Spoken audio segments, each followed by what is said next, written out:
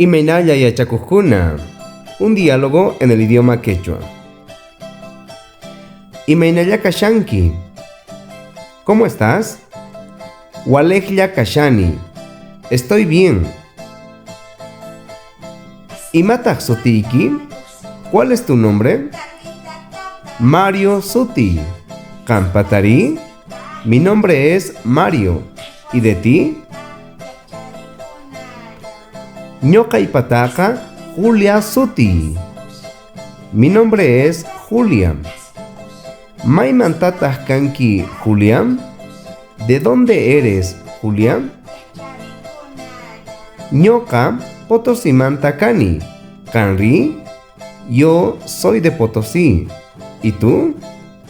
Ñoqa Sucremanta kani. Yo soy de Sucre. ¿Mayqa watayuqtaq kanki?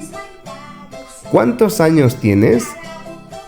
Ñoqa iskay chunka phishqa watayuq kani. ¿Kanri? Yo tengo 25 años. ¿Y tú? Ñoqa iskay chunka kinsa watayuq kani.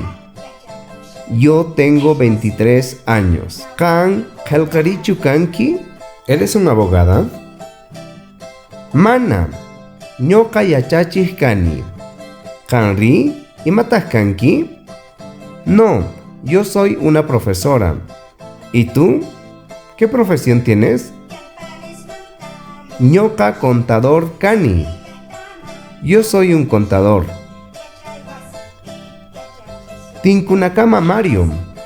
Hasta pronto, Mario. Tinkunakama. Hasta luego. Si te gusta este tipo de contenidos, no olvides apoyarnos con un like, deja tu comentario y también comparte con todas aquellas personas que están interesados en aprender esta lengua. Askamaya kachun yachakuqkuna tinkunakama.